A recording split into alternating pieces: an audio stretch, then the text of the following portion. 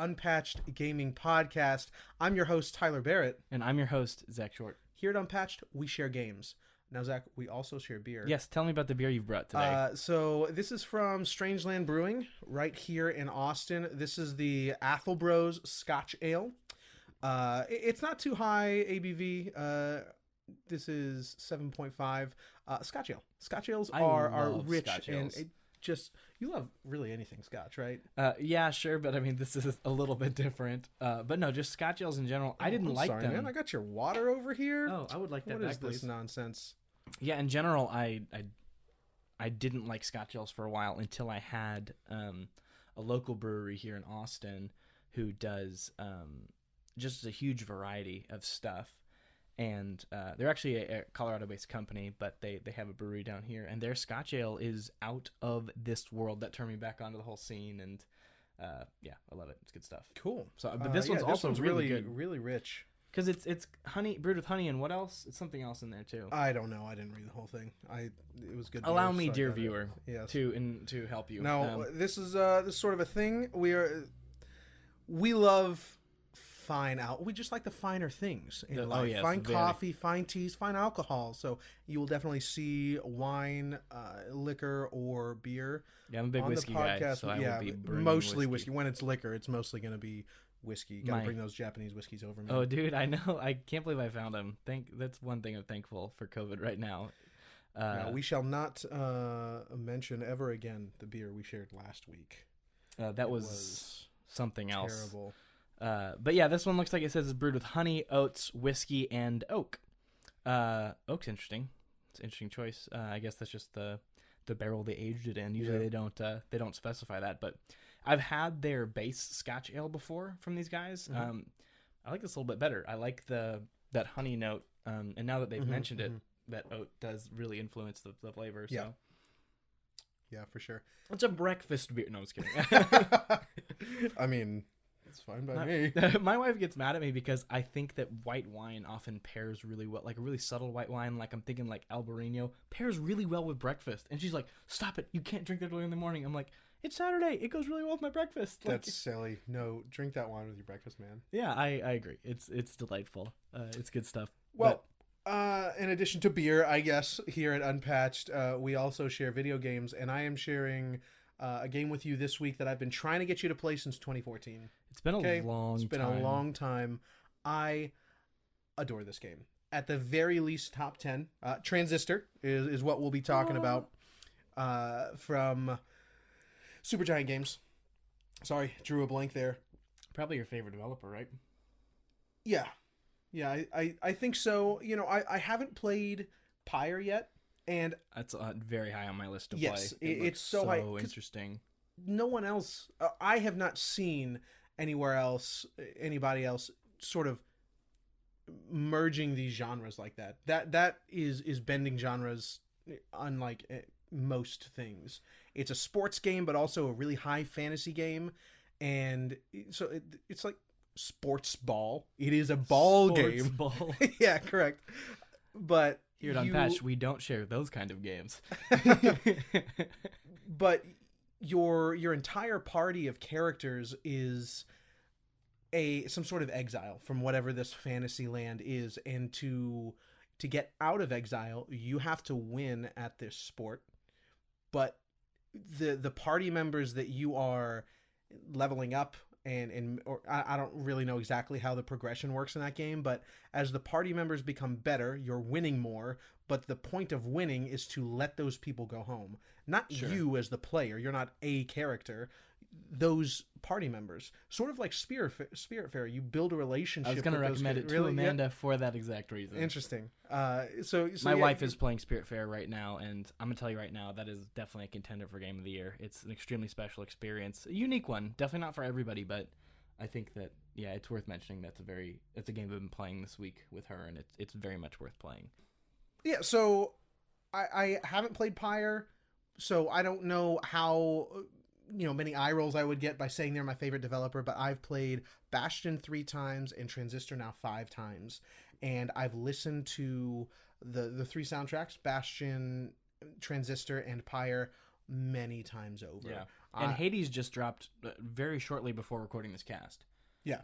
Very shortly. Now, I haven't played Hades specifically because I just didn't want to play it in early access. Yeah, we tend to not talk about early access games just in general because Tyler and I don't play them typically. We don't. I either don't want to be part of the development process if that is the actual goal, which I think in this case it was, but sometimes it's also just that's the game. You know what I mean? And so, yeah, you and I tend to not hop on those until we get to 1.0. Yeah. Which recently dropped. So after our next month, which is going to be pretty busy, we're going to hop right on that. Yes, it looks... absolutely. I'm a big Dead Cells fan, too. Like, any of those roguelite kind of games, I buy in wholeheartedly. To see Supergiant do one, their unique take on mechanics and progression and all that stuff, which we'll talk about, obviously, shortly, makes me very excited. Yeah, definitely. And there's just such a consistency about them. The art direction, the animation, the music, just the quality of game is always so high. And I understand I have not personally experienced 2 of their 4 games, but they are very highly regarded. And I love their first 2 games, Transistor being at the very least top 10 for me. Yeah, it's I gotta say, think they're probably my favorite. I've played it twice now. You encouraged me to go back and revisit play the whole game all the way through again. It's very conducive to that replay. Yeah. So I just wanted to mention that I really like this game. I bought in hook, line, and sinker basically from moment one. Yeah, tell me why. Let's go. Multiple reasons. I'd like to talk first though about the expanding systems is kind of the best way I have to say it. The expanding systems of the game. Many games will take a couple variables and present them to the player, and games that are able to really blow that up into multiple ways to use that system or multiple ways to create a solution, I guess, for lack of a better term, really intrigue me. So let's start kind of square one though and talk about the mechanics, because depth and simplicity is one of the most incredible things to me. Mm-hmm. I think finding depth in simplicity for a developer has got to be one of the hardest things to really accomplish and really get right. But damn, they got it right. Absolutely. So, the basic function of this game, you're presented with your character, and it's a top-down, kind of an isometric view, and you have a couple... you have 4 total actions, I guess, for lack of a better term, and you install these they're called functions, and each one is a different action. So you start with one that's just a little short burst in front of you that the next hit after it does more damage. You have another one that's just a longer ranged version of that doesn't add the debuff, but just it just does good damage, right? And so you start with those, and you slowly build to a library of 16, is it, I believe? 16, yeah. Yeah. But what they do so well is they being Supergiant, they create this system where each function has the action. So if it's installed in one of the 4 slots, it does the action associated with that button. Or it also has a secondary. Mm-hmm. So like if you install it to a function that's already installed in one of those action slots, by the end of the game you have 2 per action slot that you can install additional functions on top of. It will add a certain buff or a certain it changes the attack. Sure, it changes the attack. It still keeps the main attack, but then it adds certain functions. For example, might add like that first one that gives you the next attack does more damage. You can install that to a program so that now this program that's much longer range does the same thing. Mm-hmm. Right? So I think a really good way to sort of illustrate this is 3 functions that I used in this previous build, my last playthrough there. So one of them is called Flood, and we'll go down this list and talk about some of our favorites. Flood is just a very slow ball that moves forward and does damage to whatever it touches. So you can sort of launch it in a direction and then go do something else, because it's going to move across the screen very slowly. Another one is just a really strong AoE. That's it, just a circle of damage. I mean, it does something else, but that's not why I use it. It's just a really strong AoE. And then another one is, and these are all their separate actions, what you do if you assign it to one of the face buttons. A, B, that's X, their Y, or primary whatever. function. Yeah, that's the primary function. And then finally one that is just like 5 bombs that spew out. You throw out 5 bombs and they blow up, do a little bit of damage. So with that AoE, I apply the bombs to it as one of the sub functions. And instead of one strong AoE that does 150 damage, it's now 3 circles that do 75 each. Yeah. But you have that little bit of overlap there. So that's 75. So it's stronger if you can get the enemy right there in the circle, in the middle of it. And then anything outside of that, in the separate 3 circles, is going to do 75 damage. Yep. Now, if you apply Flood, which is that slow ball, what it does is leave a lingering effect. So those 3 circles are going to stay there for like 4 seconds. Yeah. So that's true of all of these things. And then in addition to that, you've got your passive slots. Yeah. So there are 4 passive slots, and each function can be assigned there, which gives you just a general passive bonus either to your character or to every function that you have assigned. It's extremely diverse. I remember there's an interview with one of the developers talking about how they started out with like just hundreds of functions. Maybe not hundreds, but like, dozens of functions. Yeah. And the idea to break them down into actual like programming language, components and make them all fulfill different. Each one can fulfill multiple purposes in your kit.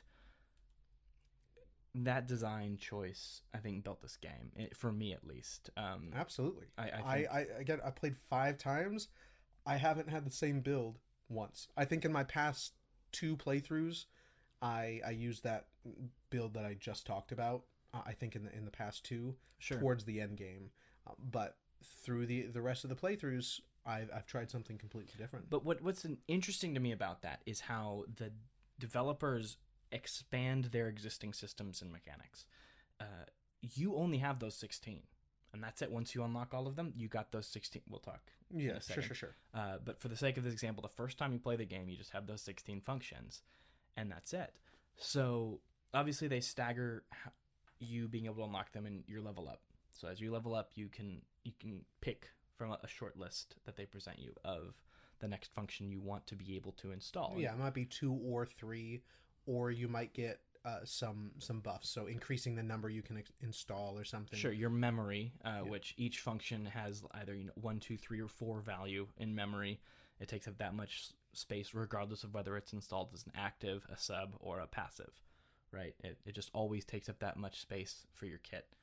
So, and there's a lot more to talk about, obviously, but what I want to talk about now is how they manage to expand their functions, expand the actual functionality of the game that's presented to you just by when they add 1 more to your kit. Mm-hmm.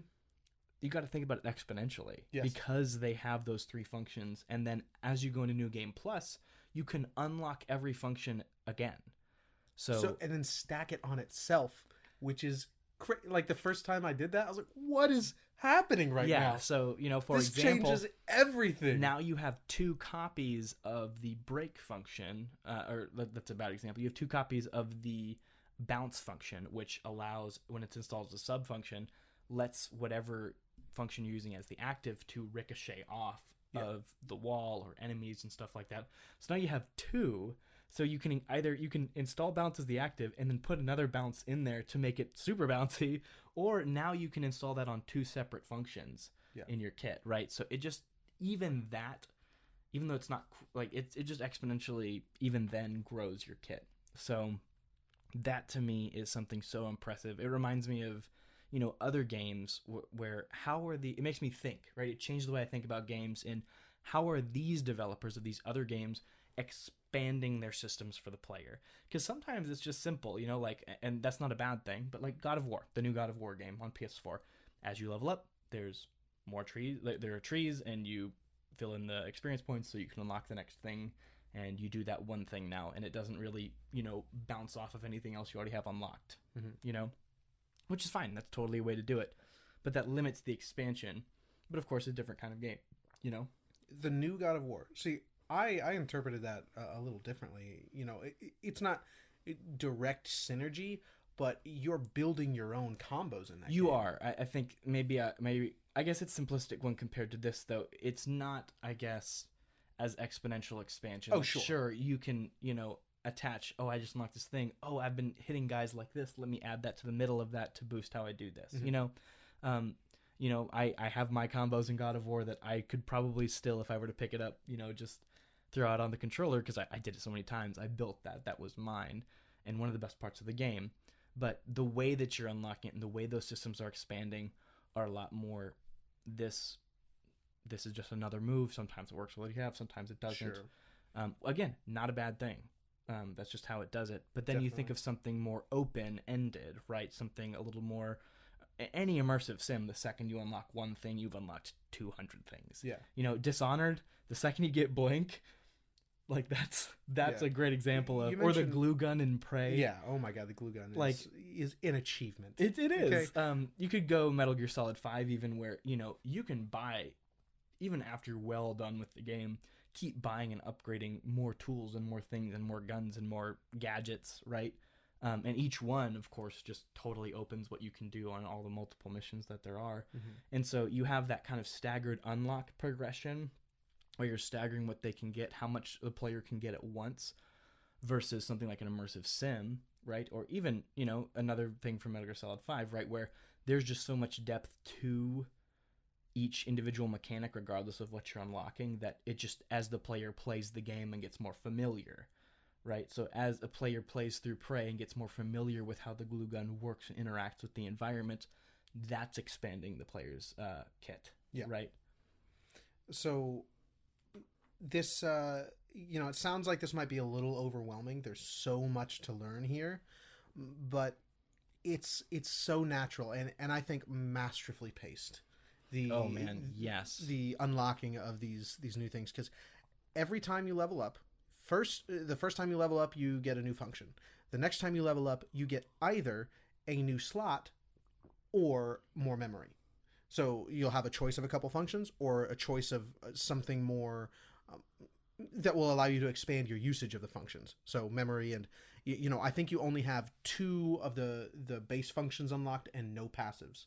So you might have increase your memory by 2 or get a new active function. Sure. Or a new passive. So there's a lot of choice there, but they don't only encourage exploration of these systems, but almost demand it. Well, let's talk about that. Yeah. Do you want to take a little segue here? Because Sure, I have this sure, as one sure, of my main notes is, let me just read it. I said, how does the game encourage that variety? How does it keep you from finding the thing that works and doing it, right? Because that's a problem a lot of games face. A lot of games face that. There's a great Game Maker's Toolkit video on it, actually.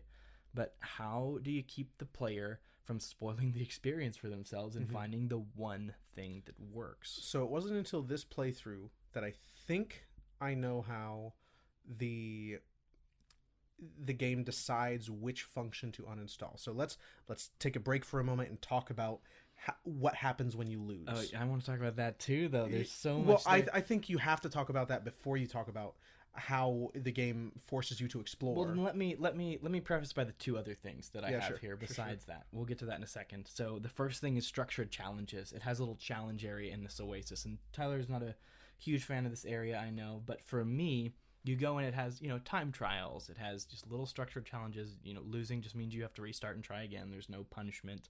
Some of them you have pre-installed kits, and it makes you experiment with them. Some of them, it kind of gives you a little bit more of your kit as you clear each wave, and it's a survival one. There are some that are just defensive. Survive, don't let the enemy kill you, And there's all these different challenge doors that you can try, and what the game is doing, like what it did for me specifically, because the second they were available, I started doing them, is I had my kit, it was working pretty well, and then I went into a challenge room, and here's my box of how I understand about the game and what I think about it, and it just boop, boop, edges that corner out a little bit. Yeah. And then, oh, wait, I've never thought about it like that. Oh, why did they use that function that way? Let me think of it like that. Oh, that opens up this. Oh, let me think. So those structured challenges, Battle Network 3 is what it reminded me of a lot, is after you've cleared that game and done all this content, and it's like, what else is there left to do? I feel like I've done everything. I've collected every battle chip. Like my library is full. And it does 2 things. It puts the strongest version of every boss out in the world. So you have to go and really make sure you know your library and what you've set up for your folder perfectly so that you can beat any boss at their strongest, and then you have to refight the last boss. Really fun, really cool. What it does that I like even more, though, is it has time trials. And so you have to go beat a certain level version of each boss in this time trial, but using one of 6 predefined folders that you get to pick between. So you have to pick between these like 6 or 7 folders. I don't remember exactly how many, and go and try to beat these bosses with these preset folders, which is pushing your mastery in another way. Now it's not crafting the perfect library. So the folders are they All very your moves. explicitly like play style archetypes? No, they're very varied. Some of them are built around a specific kind of cycle. Wait for these ones and put them together into a combo. Some are very random. Some, in fact, are intentionally very. They don't work very well together, but you have to make them work. And for that boss, because it's the best one for that certain boss, and that's what these challenges make me think of. It makes you think about the game in a new way and pushes that box out. Yeah. Right. So I like that a lot. And then of course progression. Yeah. I think one of the best examples that I can remember from those challenges is one that I'm stuck on, actually. And it wasn't until like 10 seconds ago that I finally realized, oh, I think that's what you're supposed to do. Just talking about it. Yeah. You use I forget which function it is. I will look eventually, but if it's installed as a sub function, it drastically increases the damage of whatever it's installed on. Is that void? Yeah, it's void. Void. It's like a debuff. Basically, if it's installed as active, creates a little circle a certain distance away from you, and it just debuffs them up to 3 times to where their defenses go down a lot, and I believe their attack power goes down as well. But it's so. I think the first thought would be to, wow, I'm going to install it on another attack to, bring its attack up 175%. Because it boosts your attack a lot. Significantly. It's expensive I've never used it as an active function. One, I don't like the control it takes away by having it launch way in front of you. I'm not really a fan of that. That's fair. But also, increasing the damage of an already very strong attack is great if you're trying to tank. But anyway, this time trial is kill all the enemies in like 45 seconds. And there's a bunch of enemies. There's a bunch of them. The only other thing you have is bounce with bounce installed. So it ricochets 10 times. So I think you're supposed to just run around using void a bunch. Debuff as much as possible and then bounce them. Yeah. So that time trial is what led me to the one I used the rest of my first playthrough, basically. Like, I say the rest. I changed a lot. But, like, the one that I used on, like, bosses and big encounters for that playthrough, which is just you void them 3 times. You get them all. You kind of collect them all into one area. Void them 3 times. Go and lay one of the mine charges that you get, and then you bounce. So not only does it bounce off your mine charge and hit everybody, but then the mine charge blows up and does the rest of your damage. I was playing with that after all that debuffing. Yeah, I was playing with that just last night, the mine, because I'm not really a fan of the mine either. Oh man, that thing opened up my kits so much. I tried playing with it. I couldn't really, with some of the stuff that I was already like stuck with. When I say stuck with, the game didn't stick me with it. I was like, in my head, it was hard to break away from what I had already built. Sure, you built something that works and works well, and that's that's part of the game is what we're talking about here. How do you encourage the player to do something different? So let's get back to the way what happens when you lose. Yes, which watching interviews now, catching up, getting ready for this cast, seems to be one of Supergiant's primary concerns, and what eventually led to Hades is the failure experience of the player. They're apparently always thinking about this and making sure it integrates as an important aspect of the game, not just a setback to make you keep going. Mm-hmm. So, yeah, keep going. Yeah, so you've got, eventually, when you unlock them all, 4 functions, 4 primary functions, and those are all applied to the face buttons, WX, A, B, X, Y. So that means you can have up to 4 attacks. That doesn't mean you have 4 attacks. Oftentimes I only had 3. Yeah, me too. Because all of the functions take up a certain amount of memory. So if you have something as active, that means you have less memory to apply something as passive Yeah. or as the secondary function, which oftentimes I found to be better, than having a fourth attack. Yeah. The trade-off there is that when you lose all of your health, you then regenerate it, but one of your functions, and of course its passives or its secondary functions, anything are tied to uninstalled. Yep. And you don't get to use it until not the next checkpoint, but the following checkpoint. Yeah.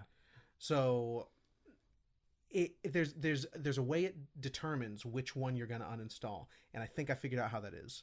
Because Is it tracks. just the one with the most memory? I don't know. It could be that. I'm pretty sure that's I'm not that's totally sure, but it tracks the percentage of your use of that function for each of its function types. So it knows that I have used Jaunt through all of my playthroughs on the Switch, on that particular system, of course. It knows how much I have used Jaunt for each of its different install types. I think the highest percentage might be what makes it. I don't know if that's true. I'm pretty sure it might not be. I'm pretty sure the one installed that had combined with the total memory of its two sub functions, I believe the one that is the most expensive gets uninstalled first. It very well could be, but I'm pretty sure I've had Jaunt installed before while also having, which is like your dash. That's the one you use to It's dash. a defensive move. Yeah. Yeah. I'm pretty sure I've had Jaunt uninstalled before, and there's no way Jaunt costs more than that AOE. Maybe I think we should either verify. of us. Sure, we'll check it out later. Yeah. Or use your phone maybe. Yeah. But regardless, it uninstalls one of them for a pretty significant chunk of time. So now, not only can you not use that again, but now you have more memory available to you, and you have less lives, I guess, unless you do install something new. So maybe you're going to use one of the sub functions that you had. Yeah. Try that out as a primary. And then you can also install debuffs to yourself, I guess, Sure. to increase your experience gain to get more stuff. But as you do that, you might die more. So when you die, you don't strictly lose. You just uninstall the function and the encounter continues. And you're not going to get it back. And, for 2 checkpoints. Yeah. For 2 checkpoints, yeah. So that forces you to explore. But it's not forcing you in a way that feels unfair. It feels so natural to just go install something else and try it out. Yeah, because you have the memory there. You know that it'd give you an advantage. You don't want to just sit there and do nothing. Mm-hmm. And yeah, I've discovered many interesting things that way. The integration of the failure experience of the player has now, ever since he said that in that interview, I've now been applying that to every other game I've ever played. How does the failure experience impact my... Yeah, I've never thought about that, but that's one of my favorite aspects of Transistor is the way it so naturally forces the... I don't want to sound like that's a negative thing. Yeah. But it does so masterfully, forces the player to experiment without, as you mentioned in this interview, allowing the player to just to min-max, basically. Yeah, and the dev calls it making the, eat your vegetables game design. Just making players do what they think they don't want to do, but actually makes their experience better. So much better. You know what I mean? So much better. It's just it's working around human nature that fascinates me so much in games. How do you get around how much I hate my own self to want to hinder my experience?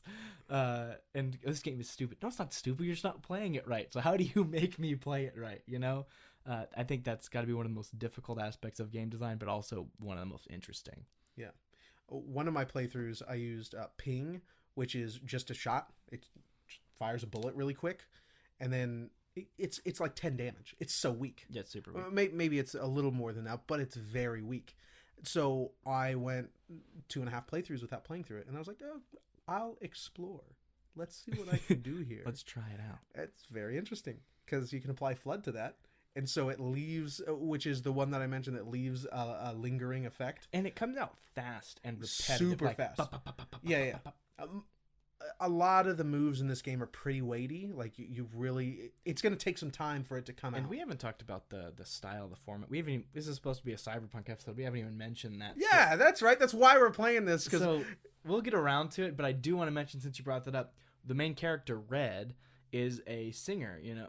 She's a female singer, and she has this big weighty sword Mm-hmm. called the Transistor. It's kind of like this this USB Yeah, drive. it's a basically USB drive, like Yeah. stripped away from the casing, Uh-huh. and it's weighty, and she drags it along behind her. And when she does a move, she kind of has to swing it, and then Yeah. has this big like kind of like pulling- full body animation because she's a She's tiny. small woman. Yeah, she's tiny, you know, and it makes it feel super weighty and powerful, and like you feel so you're rooting for her so hard. You're like, yeah, do it, you know, like go kick their asses. You're so behind her, but you know, to watch her swing this thing around. But that one, she just flips it around and shoots. Yeah, out like the butt comes out of end the because she's already dragging it anyway, so it comes out of the handle, And so so she doesn't have to maneuver it. So you can use that. What I used it for a while was certain sub functions applied debuffs. So Yeah, that's my, what I started. That'd be my debuff applier. I just pop them on everybody, and then they'd all have debuffs, and then I'd go and hit them with my big move, you know.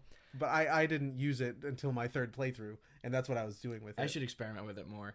It's super fun. And then the one that you mentioned that goes very far, I forget what it's called. I always use that as a passive, man. Yeah, no, that's actually not the one I want to talk about. When should we go through all of these? Should we go through all of them? Or some of them, just some of your favorites. Okay, yeah. Let's talk about the setting and the format of the game, and then we'll finish out. Yeah, with that. okay. So let's. I want to mention just the story and the theme, which cyberpunk. I teared up at the end. I was. It's so this is good. again Supergiant, extremely engaging. I've only played Bastion, and the story and kind of the way that it makes you think and the way it lingers with you is my favorite part of Bastion. Transistor, my favorite parts of the game, play aspect of it, and the depth and simplicity stuff, the failure, all the things we've talked about so far. But with that, the story is still really engaging and impactful. Mm-hmm. So it is a very obviously cyberpunk theme, and everyone in this very far future like lives in a computer, and there's a group of people. It's basically Space Jam. There's a group of people that cannot achieve what they want to achieve by themselves. They don't have the political clout, the social clout, or just the strength to do so. So they get a magic basketball and take the talent of everyone that is good at playing basketball. In this case, the Transistor. So the sword. Yeah, they take the talent from politicians and musicians and people who shape culture and shape this entire world, which is inside of a computer. And this singer, Red, her bodyguard, stops this event, stops her from getting killed. Is he her bodyguard?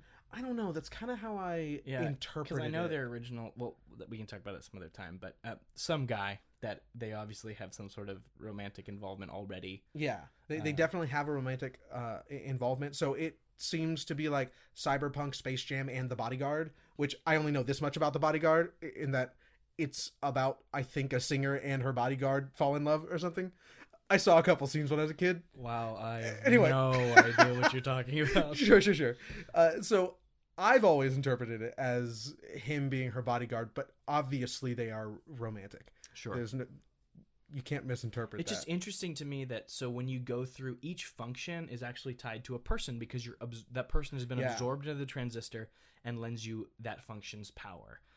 And you can go through and read. You can even see yours. You can see your voice that was taken from you. Red's voice was taken from her. And even then, like she can only hum. She can't speak. She can't sing anymore.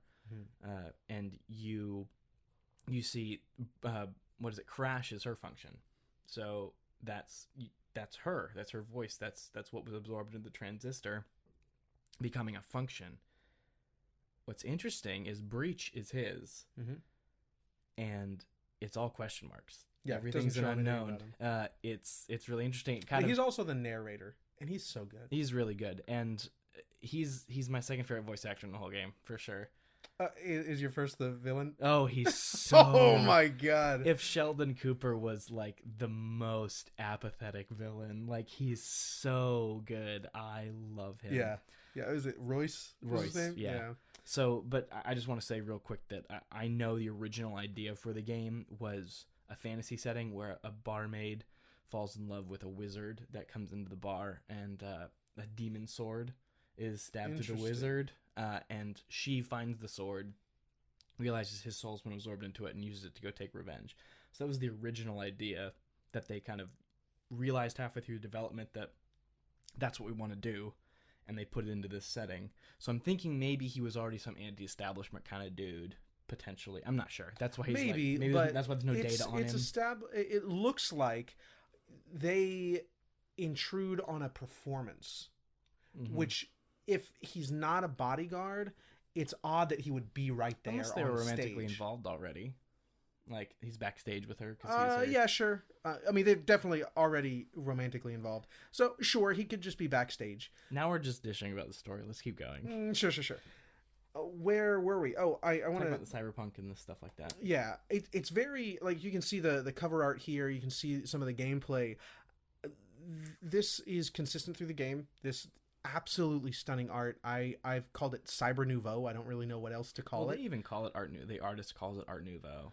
It is definitely Art Nouveau, but also like this cyberpunk nouveau is perfect.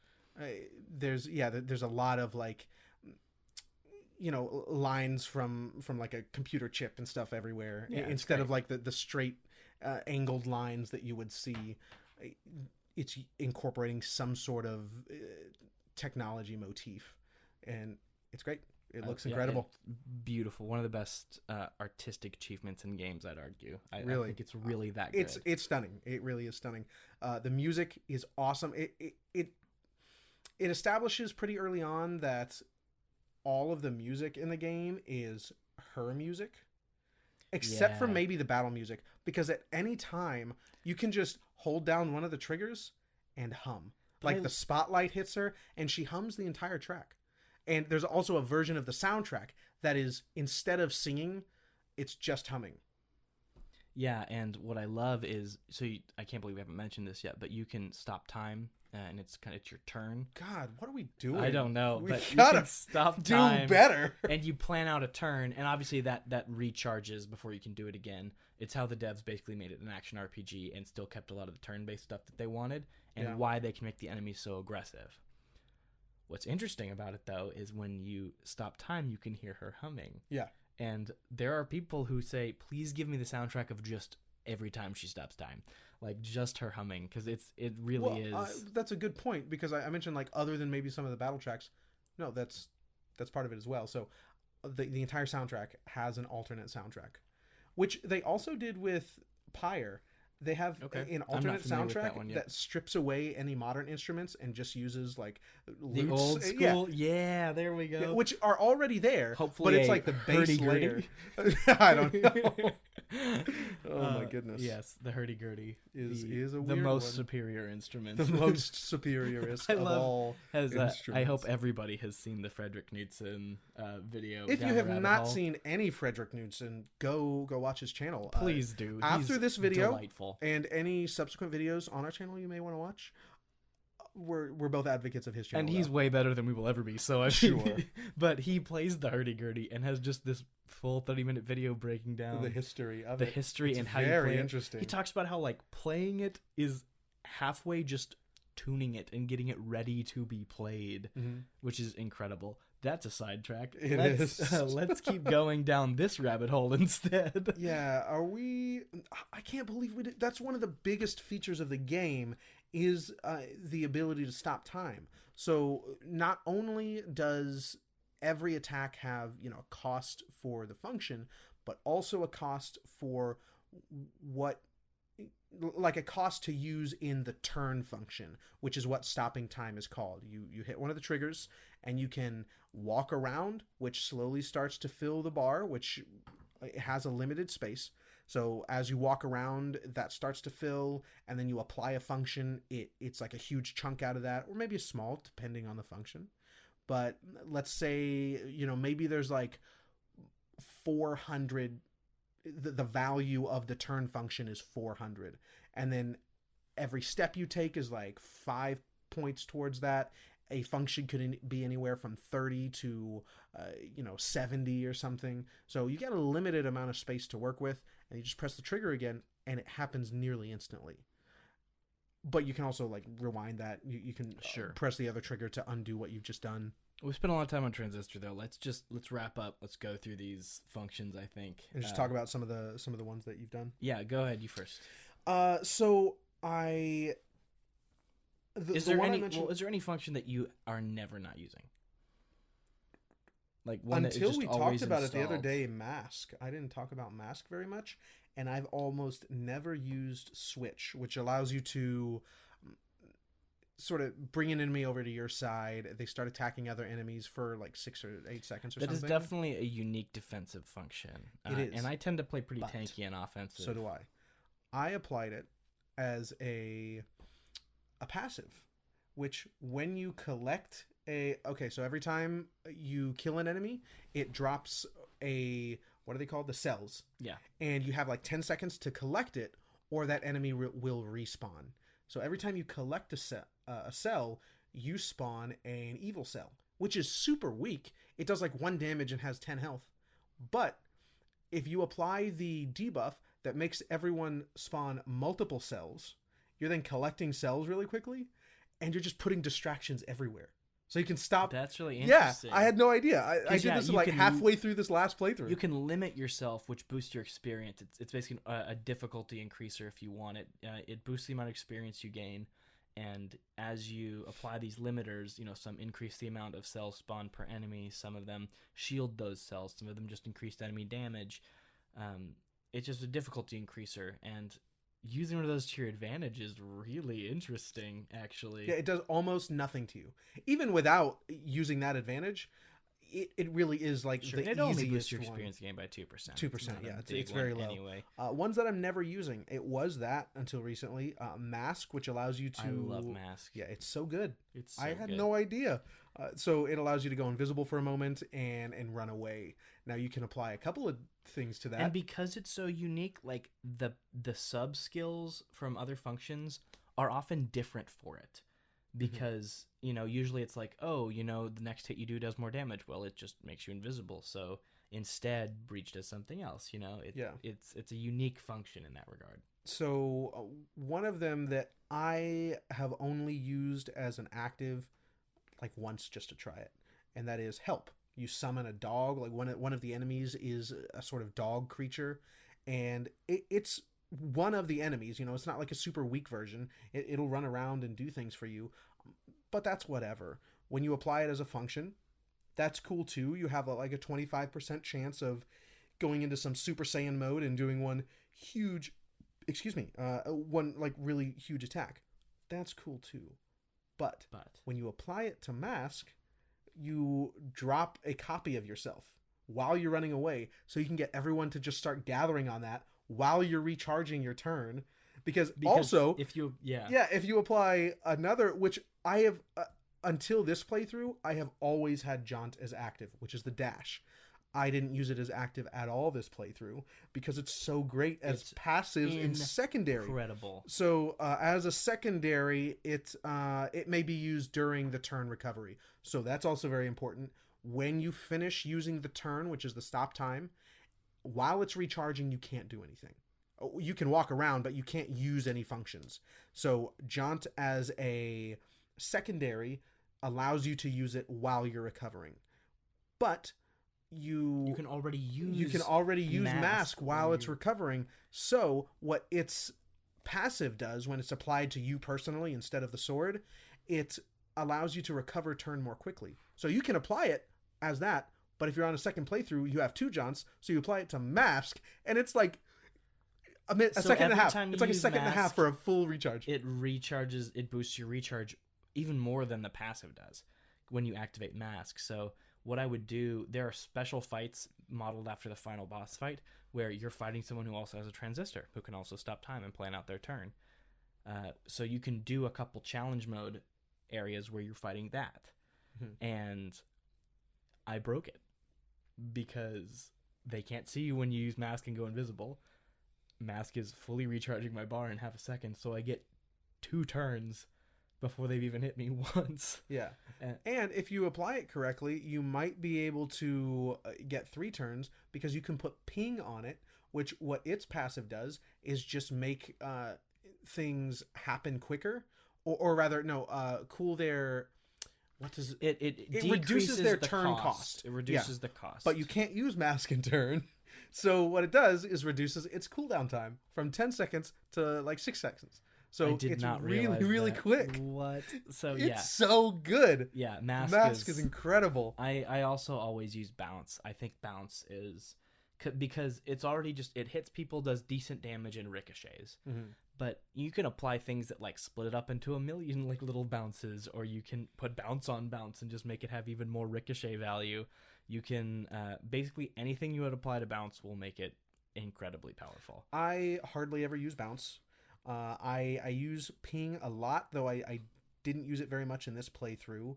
I use purge always. Purge is a great because purge is basically when the enemy gets hit by it, instead of getting a bunch of damage, they just start losing health over time, as well as get another debuff, I believe. So it applies a corruption effect to most functions, which you're still doing base damage, but you're doing more damage over time also. That's what it is. And so, but you can apply that as a sub function, and basically now that function does a slightly weaker version of what having it as an active does, but not much weaker. Like it's still really strong. Yeah. So I mentioned the one in the beginning where I applied whatever that large, it's tap, that large area of effect, which I mentioned it does something else that doesn't really matter. It absorbs life. It absorbs 1% of its damage, which is so inconsequential. I've never paid attention to it. It's not very good. Now, as a passive, it increases your health pretty significantly. I did that for a while. I did that on certain portions where I was experiencing some higher damage enemies, for sure. So one of them that I used to do was tap, which is the one I just mentioned, that big AoE, and void, which is the one that drastically increases the damage. So now instead of 150, it's doing like 250. But then you put purge on it, and it's doing so much damage. One of them that I discovered this time, which I was like, why would I want to do this? I don't think I ever used it, was get. It's a long range attack that pulls the enemy towards you. So I never used it until now. So what I did was put, what did I put on it? The bombs, that sort of like fly out. So it makes it 3 shots now. So it does no damage. It does like 2 damage. It is intended to just pull enemies near you. So I'll use get, but then I also applied flood to it, which is the one that leaves the lingering damage on the battlefield, like a little electricity field or something. So you just fire it rapidly. It fires maybe twice the amount of time it does for ping, but that's still super fast. Oh yeah. So I'm firing it really quick and just leaving, like, eating the memory of my Switch with the amount of like electric fields that are here. Oh, dude, the frame rate dropped for me so hard on some of my combos. Yeah. Just so much going on at once. It's a lot, because all of them also have their own particle effects, both when they're active and when they're passive. So if you have an active with 3 passives or 2 secondaries, goodness gracious, and maybe a passive that also is relevant to that, you have just so many particle effects happening. They had to make so many unique animations just for all the potential, sub functions. And so I applied flood to that, and so now I'm pulling everyone in super quick, and then I can use those AoEs to do a ton of damage while they're stuck already in your lingering electricity. Yeah, and you mentioned I hardly ever use crash, but you mentioned it's the stun, powerful. which is good. It leaves it does a decent amount of damage. And it stuns the enemy for like, I don't know, what is it, like 0.8 seconds or something. But put ricochet on that. So I've just pulled every enemy on the field into me. I use stun. I put ricochet on, or no, because you can only apply one of a function as in any slot. Sure. So I couldn't put bounce twice on crash. So instead, I had bounce, crash, bounce. Bounce as the primary. Crash, which just applies the same stun, and then bounce. You're not getting the good damage from it, but you get the stun, and then bounce again. So bounce on bounce is 10 ricochets. So I pull everyone in. They're just taking damage from that anyway. I use bounce and then the AoE, and it's really eating good. Damage. And then yes, that 1% is fine. So I guess I'm healing a little bit, but that's really negligible. It's very negligible. Yeah. So that was the build at the end of my game on this playthrough. I had some passives, but those were my 3 primaries. Yeah. I mean, we've covered. Oh, and Mask. Yeah, of course, Mask. It's a good defensive one. I just want to talk about what I think to be an insanely overpowered function is Void. I think Void, like if I were to move one from the game just to kind of, because every build I have, once I had it, I just always wanted to use Void. As a secondary? As anything. Okay. I pretty much, by the end of the second playthrough, where, things were pretty tough by the end of the second playthrough, or really, I guess, more at the beginning of the second playthrough, before you had all the functions stacked. So with the New Game Plus, you start out at your level with all your functions and stuff, but the enemies are where they were at the end of the game for the first playthrough, and will continue to get harder. Yeah, get harder. So Void, though, the debuff, if like I could one-shot, basically when you fight the first boss again, I one-shotted every phase of her. Every single phase because of Void. Now, when you say one shot, you mean one turn? Yeah, like I just use one turn, and it immediately takes away all her health, and then she respawns 3 times. Yeah, so did I. And each time with more health. But, dude, Void just eats everything. Yeah, and it's Void got a on decent tap or AoE Void as well. under tap is nuts. I agree. It's just... I don't really like it as an active. That debuff is probably awesome. It didn't really click with me. Oh, I used it so much. So instead of as a debuff, which is its active slot, I use it as the huge, damage increase as the secondary. Yeah. I'm going to probably force myself to not use Void on my 3rd playthrough just because I use it so much. So I determined it takes 3 playthroughs to 100%. So I played it twice on PC, 3 on Switch, and it wasn't until the end of the 3rd playthrough that you reached level 30, and I have everything. Got it. Yeah, it's a great game, man. I'm glad you made me play it. Yeah, really happy you enjoyed it, man. You asked at the beginning of this what I didn't use. I have never used Cull. We both never used Cull. It's a huge turn cost, does a lot of damage, but you can make other functions that have better effects do just as much damage. So it tosses enemies up in the air. And so you can't hit them and follow up on them. It's really weird. Yeah. You can't hit them? Not when they're in the air. With most things, at least. Yeah. Even if you try to do another call, it won't hit them. Yeah, I don't get it. Yeah, I don't know. It's fine, I guess. I just didn't use it. Do they linger there for a moment in the air? Just and for a then drop? second.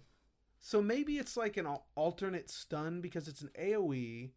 So maybe, as an AoE, I'm thinking like crash on tap, crash under tap. Well, there's a lot of... I'm sure someone, one of our listeners, has used Cull to extreme benefit. Yeah, and if you have, hit us up in Discord. I'd like to know how to use Cull.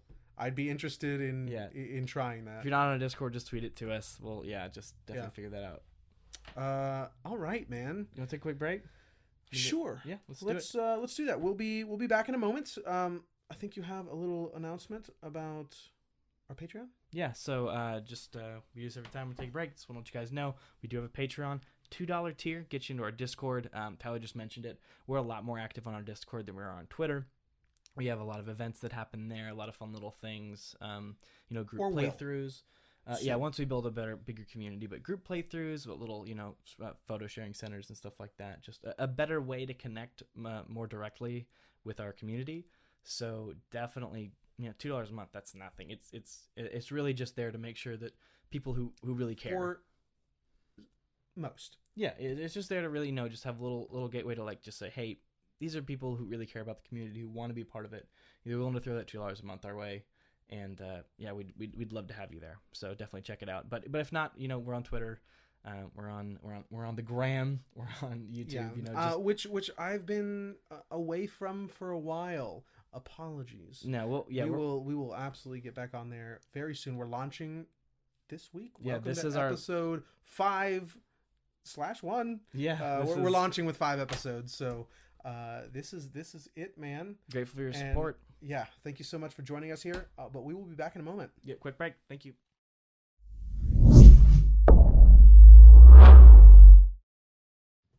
Welcome back, guys. That was a lovely break. We got a new Indeed, beer, though. We Tyler. do. This is from Hardywood. That's right. Mama's Mean Cobbler. So it is a vanilla tripel. I love tripels. I think they are incredibly rich, creamy beers. This one certainly is a little creamy. Really, most of the farmhouse variety is, or not farmhouse, Belgian. But, yeah. Really Belgian styles. I love Belgian beers. But this one, in addition to the vanilla, being a vanilla tripel, you've got some coconut, cinnamon, and milk sugar in there as well. Yeah, it's a, and Not I usually overly don't sweet. go for these. I usually don't go for these kind of beers that are like, you know, really sweet. They're going for like that cobbler, that dessert, you know, like they add a bunch of stuff to it. This is the best of that thing. It's so delightful. I haven't picked it up, but maybe I should. Based on this, they just released a package on Tavor, like a pumpkin fall package. So similar to this, like a pumpkin pie variety, and another just, I think it's like a pumpkin pills or something. Okay. Yeah. Well, what I like about these guys is, I mean, it's not super sweet. Like, nothing dominates the palate. It's a little spicy, you know, it's got a lot going on. It does taste like peaches, but none of those dominate the flavor. One of the best advice I ever got from, it's a couple who owns a winery in Sonoma. They told me and my wife, we were getting ready to go to Napa for the first time, the best wines are wines without elbows. Nothing sticks out too much one way or another. Like, and honestly, the first time we were there, we went to BV, which is like, you know, usually see it on the bottom shelf, the big BV stuff, usually in bulk. But you know, they go from top to bottom. They were one of the only wineries that were allowed to remain open during Prohibition, and they made communion wine. That's what they did. So that they've been around and open forever, basically. But what's interesting is they have extremely beautiful wines. Their George de la Tour, of course, is like, you know, cream of the crop. And we got to try one of the older vintages, and that's it. No elbows. It tastes like wine. Mm-hmm. And you need a really refined palate to be able to pull anything out of it. And I couldn't. It was so nice. You know what else doesn't really, like, overtake your palate, but literally every other sense, is Observer, which is our next game. Oh, what a smooth transition, Tyler. Ooh, that's so nice. Yeah, we're so this is sort of a, speaking of transitions, a transition into next month. So we've been exploring cyberpunk the past 2 episodes, and next month we will be exploring the horror genre. Yeah, the horror survey. Games. Yeah, it's going to be good. It's listen to our next really cast. deep dive. We'll be doing every week except one in October. Yeah, so definitely listen to our next cast in October. But this is really doing both things. You know, it is a cyberpunk game, but also, what a horror game, dude. Let's dive into. Observer. Is it Bloober Team? Yeah, Bloober Team. Silly name. But such a diverse already, really making an interesting footprint for themselves. Mm-hmm. I'm gonna say I did not expect to like this game a whole lot. Really? Going in, we just played a bunch of walking sims, and I was not really looking forward to this as much as, especially something like Transistor. This game surprised me. I'm gonna back this game up. I would recommend this to a lot of people. It is incredible, and I think the first few hours of this game are, at least currently, we'll I guess find out at the end of October. Yeah, this is my favorite horror game, I believe. Oh, what? Yeah. Okay, definitely not that for me, but it is top 3 for sure. So, yeah, we'll talk more about it in October, but I want to say something Transistor does that Cyberpunk typically always does, Transistor left out, was the grit. Yeah. Cyberpunk is traditionally a very, you know, it has that noir element, I guess, a little bit in Transistor, but the grit part of it, the low-life, scummy aspect that you see in movies like Blade Runner, you see in movies like Ghost in the Shell, you know, the kind of more low-life stuff was not there. Observer doubles down on that. Yeah. Well, I guess, back on Transistor for a moment, it's not doing that because this is like post-cyberpunk. Mm-hmm. After everyone has, you know, melded with a computer, whatever, you know, if, like, let's say they talk about a VR headset in Observer, this guy was there for so long. When it like disconnected, he was disoriented. He didn't know what was going on. He believed he was his avatar. So after all of that, when Elon Musk has put our consciousness in Minecraft, that's where Observer is. So there won't be that because it's post cyberpunk. You're talking about Transistor, not yeah, Observer. Transistor. Yeah, yeah, and Observer. So let me say this: probably my favorite American film. He's not actually American, I guess. So he's American, but he got his start in the UK. But he's an American filmmaker for the sake of what we're talking about right now. Is Terry Gilliam? I'd say he's number 1 or number 2 for me. Him and Paul Thomas Anderson, like I love them. This game bleeds Terry Gilliam, and Brazil is my favorite sci-fi movie of all time. I think 12 Monkeys is also incredible. I love Zero Theorem. Yeah, I gotta watch Zero Theorem. I mean, I gotta watch Brazil. Also. You gotta watch Brazil. I only didn't finish like the last half hour. I've seen the beginning of it a couple times. I don't know what compelled me to stop watching it the few times I've seen it. The end of Brazil is Brazil. Like that's not really fair. Everything about it's amazing, but like what most people take away from Brazil is that last half hour. Oh. And it's a brilliant movie. It's, again, my favorite science fiction film. But this is lots of that Polish influence coming in to this game. Are they a Polish studio? Because all the language is still in Polish. I think the lips are all synced for Polish. I think so, because I went to their website, and I think one of the links led to a page that had to be translated. Yeah, I believe I think so. If they're not a Polish studio, this game is Polish. And absolutely.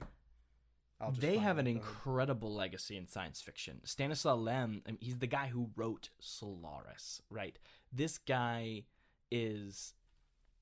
Anybody worth their salt at all who wrote sci-fi was inspired by Stanislaw Lem. Like, they have a really rich heritage in science fiction, and to see them pull from a lot of that stuff, and even the main actor, which I gotta say, this is the best voice acting I've seen in games in a long time from this guy. I don't know. It's incredible. But what is his name from Prey?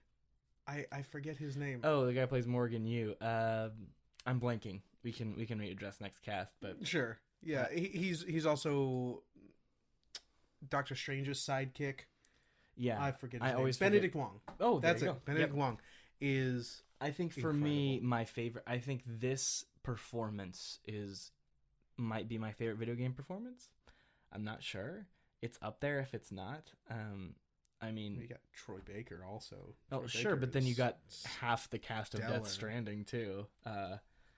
Including Troy Baker. So, yeah, there's a lot going on, but I'll just say it's an extremely subtle, very defeated, tired performance from who other than Rutger Hauer, the guy who played the main villain, antagonist in Blade Runner, the original Blade Runner. And I didn't know it was him starting out. I was like, this guy is so good. I can't say more words, please. yeah. It was the first sentence. I was like, oh, I am okay with this. Yeah. Please continue. He's like his whole speech on quantum mechanics and that no action is unaffected by the act of the observer. By the presence of the observer, and it's so good. But real quick rundown on the premise of the game: you're this some sort of law enforcement officer, and you're an observer. So you're not allowed to carry a gun because you jack into people's brains. Essentially, they have little microchips that are part of their brains because pretty much everybody, except for the Immaculates, which are only briefly touched on, has some sort of augmentation. Some sort of mechanical or cyber augmentation that lets them plug into the internet of this world. Everything is done with these augmentations, and you're an observer, so you jack into people, and you get to experience them. What's interesting is you experience it as they experienced it, so you're not experiencing the truth.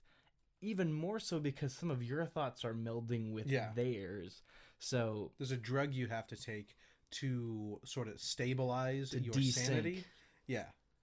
It's great. Yeah, I love it. It's dripping with theme. I love everything about this game. well, at least the theme. There's, I think we will both agree. There's a point in like the last half. third of the game. Yeah, the latter portion of the game, Yeah. I guess, until the very end, because the very end is pitch perfect. It's very, very good. But yeah, there is a little portion of the latter portion. There's a part in the latter half of the game that I'd argue you start to disengage from it. I don't know if it's because it's overstaying a little bit, maybe, or if it's just you're kind of getting a little too used to what's going on. I'm not sure. I'm not so sure it's overstaying its welcome, but it makes such a first impression, such an incredible first impression. Your first to specifically your second jack-in moment is wow. And so when you jack into someone's mind, you're viewing their memories. So oftentimes it's a victim at a crime scene. In fact, all the times in they're this all game, just dead, or like they've all just died. Yeah, pretty much. So I think something that also makes it so distorted is that their brain is dying right now. Shutting down. Yeah. Yeah. So their brain is having a hard time holding on to those memories. So which is very interesting. Yeah. The experience is deteriorating as you're trying to experience the experience.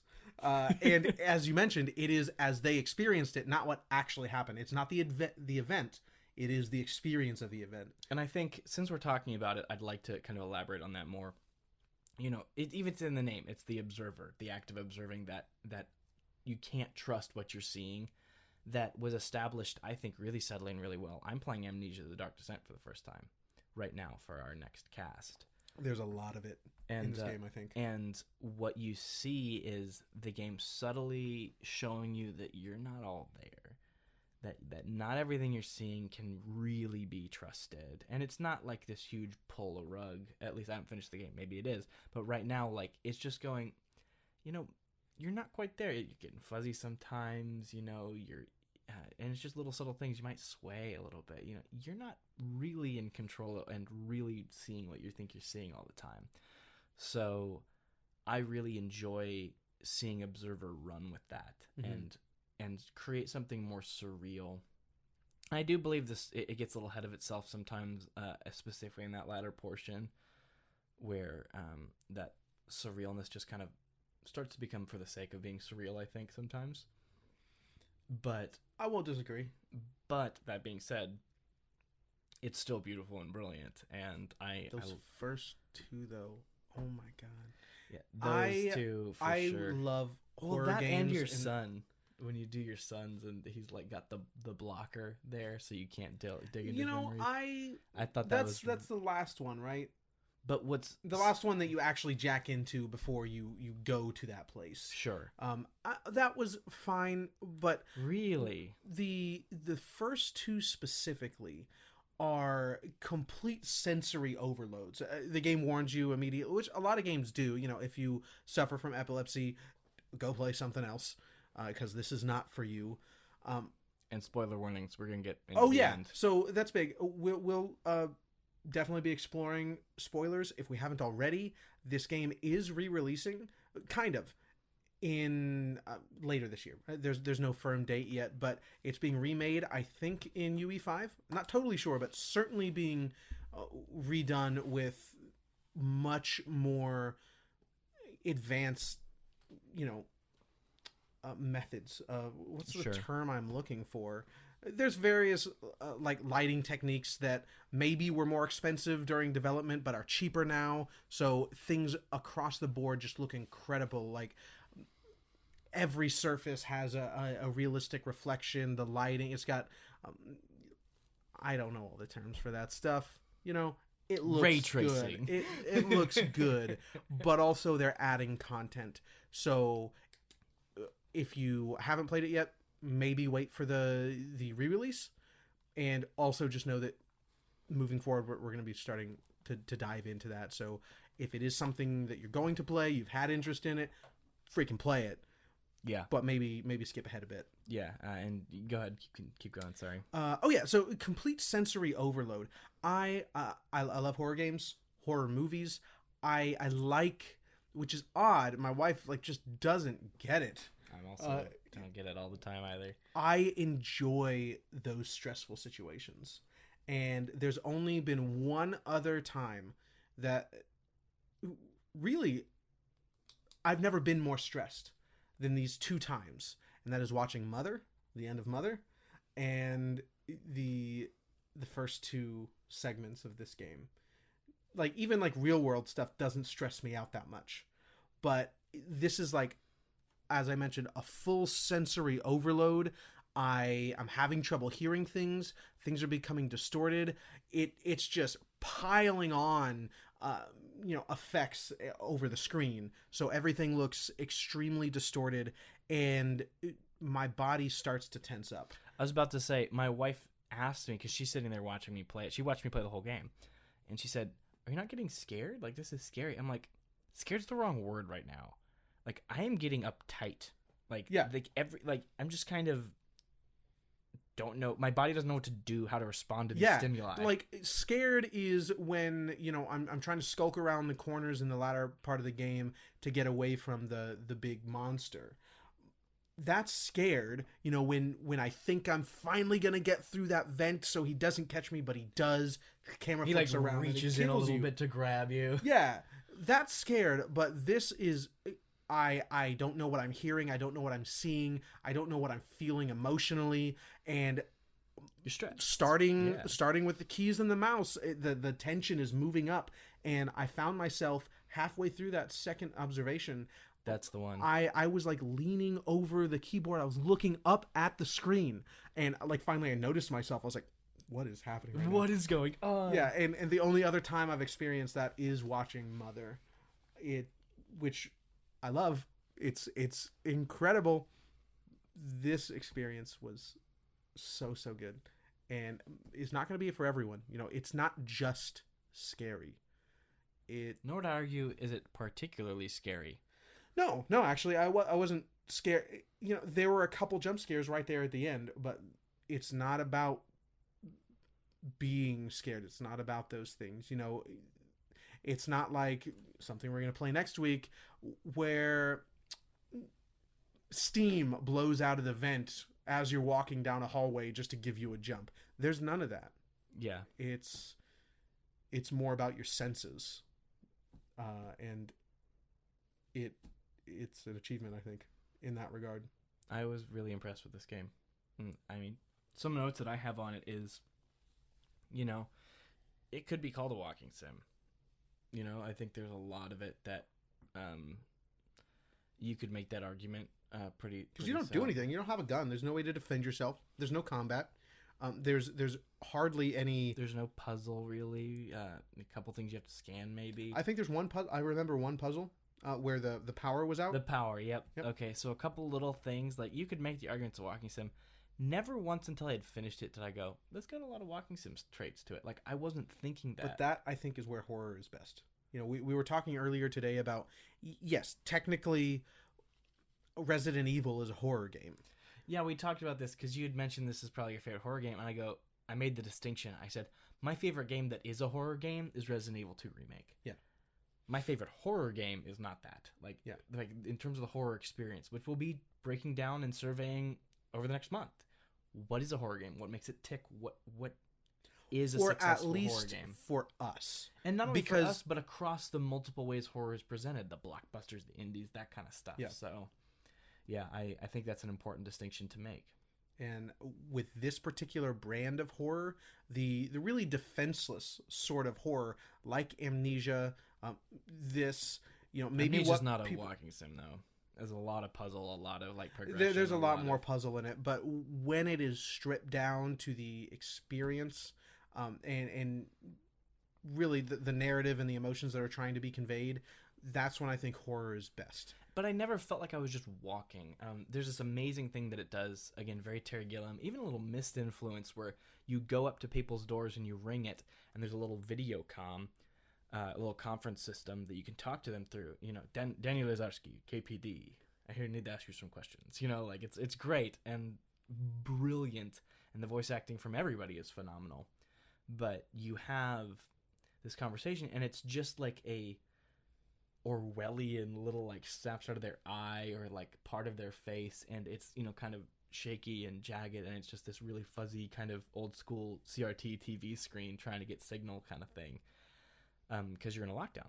Yeah. You're in a lockdown. There's this outbreak of this, which is something else.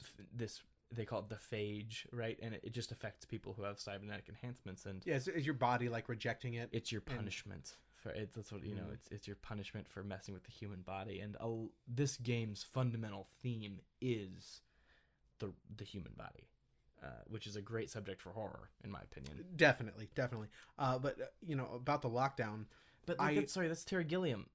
Terry Gilliam is just that presentation. The presentation of the crappy AV presentation to you. I mean, it looks so scrapped together from like old cell phones you have. The power source from a dead microwave or something. Just really nonsense. Yeah. Duct vent sci-fi is I think the best way. Like it's so classic, and I love the second of it. Sorry, go ahead. The lockdown. I really appreciate when games give you a very good reason for why you are there, why you are not choosing to leave that place, or like fast travel in a game. I appreciate when that is influenced by the narrative or by characters. Like Red Dead, it's coach travel. You have to go to a coach station or until the end of the game. Hollow Knight, the way you fast travel is by a character, and fast traveling improves your relationship with this character and also your understanding of the world. So it's not just in Elder Scrolls game where time passes, like a realistic amount of time passes, but that's it. Like it sure. makes sense, and the setting for this is such a like an intimately confined setting, and the reason you're there makes complete sense. It's all very cohesive, and I appreciate that a great deal. Yeah, I agree. I love I love the presentation of it overall, and you get to unearth like more and more. Again, it's the human body. It's augmenting yourself and the price that is, and I love the splicer, right? If I can be whatever I want kind of idea, that it's BioShock right in front of your face kind of thing. Mm-hmm. If I can be whatever I want, what is the price for that? What does that look like? And then the end of the game, your son, he has recognized what he's built and tries to destroy it, but he's put essentially himself, his consciousness, into pure cyberspace. Mm-hmm. He is now the neuromancer, and but he also needs a body to get around. Sure, but it's also not really him. Like you can kind of pick up on the conversation that the Adam, your son, who still had his body, is the one who sent out the virus trying to destroy that. Yeah. That being like but he's that realized version. that what he made is no longer human. It's not a transition of humanity. It is not humanity. Yeah. At least that's his opinion on it, because again, it's all subjective. Mm-hmm. That's his take on it, and you get to decide at the end of the game, right? But that version of Adam that is in the computer is very persuasive, and he also needs a body. So towards the end of the game, at the end of the game, your son tries to plead with you to merge your minds so he can have a body and do the things that he has set out to do, like bring him to places that combine his consciousness with the rest of humanity, that kind of stuff. Yeah. And you decide. You can make that choice. Yeah. Mm-hmm. What did you choose? Oh, I definitely chose to do so. Maybe I would not have chosen that if I were in the situation, but I wanted to see what happened. That's fair. I definitely rejected it. Really? I am too much like the old school. Like you can't put it's the Blade Runner dilemma, right? Like, can you put the human soul there? And what are you losing? So I like that old school. Tell me about the ending, because I want to tell you about the Frank. Like, I watched the other one, of course. You did? Yeah, I couldn't help myself. But I love that Frankenstein approach to the story, and so I kind of went with that. But it's a lot more involved than your ending. A lot more involved. Really? Yeah, because he forcefully takes you. Okay. And puts you inside a little computer. Well, Janus comes to find you, who is the the keeper of this apartment complex, and he kind of puts together what's happening, and you take Janus over. You decide that you decide that you have to, and so on your way out, you see him, your body, and he turns around and goes, "Oh, Janus, thank you. Everything's resolved. They're opening the doors now." And you just start wailing on him. Oh, I will definitely do that. I'll do that next time. You're dying because you get shot by the police outside, and so you're dying, and you kind of look over and you see him, and they're like, "Is he okay? Is he dead? Oh, looks like he's..." And it cuts. Like, you don't know if he's dead or alive or what. Okay. And it's definitely more involved. But I thought the ending for what I chose was very interesting, because you as the player are Daniel Lazarski, and the choices you're given are choices that Daniel would make, but because you're old and you've been doing this particular thing for way too long, it's very well established by that point that your sanity is slipping. Yeah. So the stronger force in your psyche is Adam. So you have choices, and there are a few times, like, you're having a conversation as you're walking out of the building with what was the caretaker's name? Janus, yeah. So you're having a conversation with him, and every time you select a choice to be like, "Dude, stop! This is not actually me. I need you to stop me." It's just Adam talking, like, totally fine. But the choices you're giving are like frantic, like, we have to stop what's going on right now. But it's just a normal conversation with him and Adam.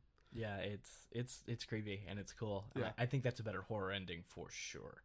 Like, that's the horror ending of the game, I think. Yeah. I like it better. It's subtler. It's more Kaiser Soze, for like a better comparison, you know? It's awesome. I think that's definitely the cooler ending, but not as heroic. Sure. Which is not the way a horror game is supposed to end. But I like that that's maybe the option. I will do the same ending because they're adding content, so I don't know if there would be more there. I don't know. But I will say, this is a great game. I love the story. I love the way it's presented to you. I was always engaged. I always wanted to sit back down and play more of it. But it's a lot. I had to stop a couple times. Yeah, so did I. Yeah. Like, it's just a lot. You know, I mentioned that sensory overload. It's so long. One of those segments, it does not stop. There is no breathing room for literally an hour. Which is not a complaint that it's so long, but I was not expecting that. I sat down for a session and there's no way to save. There's no clean break. It's just at 110% for an hour. And that's when I was at your house, and I shut all the lights off. I made myself some coffee, and, you know, I had a couple cups before it, like, really picks up. Like, it starts ramping. Okay, so sure, maybe not 110%. The beginning of the game, sure, is a little bit. No, yeah. I mean the second the second observation. So it starts ramping up a little bit. What you're saying. I had time to, like, take it in, but it was still, like, pretty stressful. But I guess there was a little bit of breathing room in the beginning. But it goes from, like, you know, 10%, 15%, 20. You're over 100 now. It's totally insane, and I don't know what to do with my body, my eyes, my ears. I don't know what to do right now. I got a little sick sometimes, like, just a little bit of, you know, something in my stomach, and I had to stop. And Amanda's like, "What are you doing?" Because she's sitting far away. She's on the couch in the office, and she's kind of, you know, fading in and out of sleep every once in a while. And she goes, "What are you doing? Why are you stopping?" I'm like, "Amanda, I need, give me a second." Like, we'll play this again tomorrow. It's rough. It is rough, but I seek that out. It's good stuff. I would definitely re-experience that. So and it's a game that I would recommend to almost everybody. Really? It is. I think it's one of those kinds of games. I want Oliver to play it so bad. I think Oliver would love it. Yeah. And he's got that new PC now. It's good stuff. You got anything else you want to say about Observer?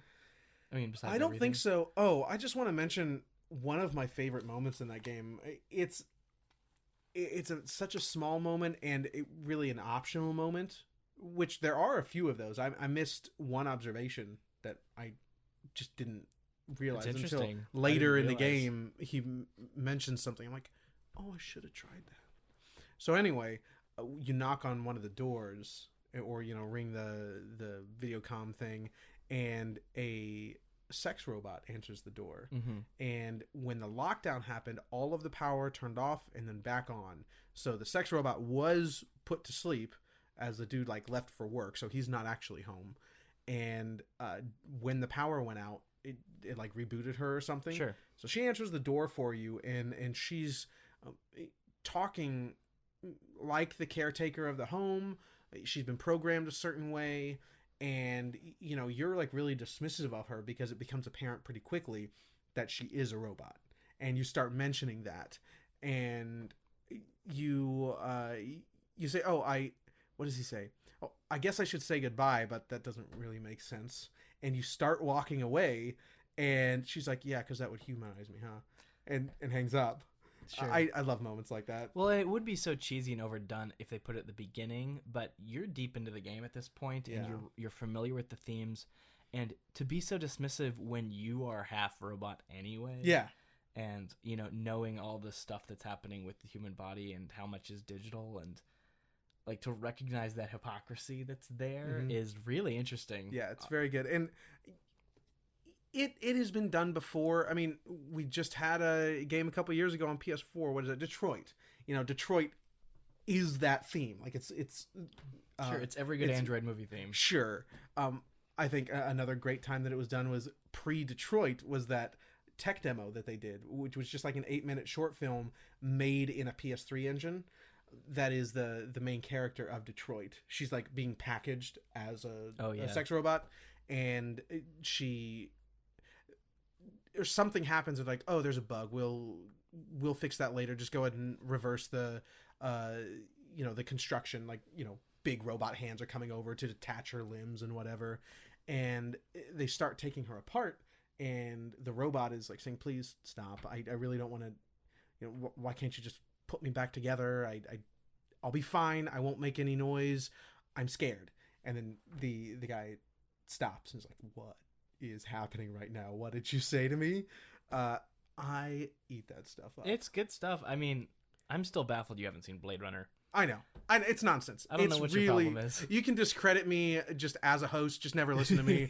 I don't know anything. I think both that and the sequel are fantastic films really, that flip the theme on its head. Like, the first one sets up a really good theme, and then the next, because the first movie is about like, well, can this robot have a soul? Like, that's the fundamental. There's a lot more going on, obviously, but that's like the fundamental question, and because it's like the main character questioning his humanity. I'm human, but like, is that guy human? And like, if I was him, would I still be human? And am I even human? But if you have to ask, why does it matter? Yeah, am I even human? And then the other guy, is a valid question.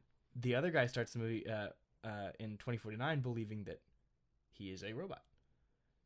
And then starts to question, am I a human? Does it matter? Like, so it flips it. It's, okay. It's an incredible compliment. It's not just an arbitrary cash-in sequel. Huh. In fact, it didn't cash in very much at all, and yet I'd argue it's almost as good as the original. Interesting.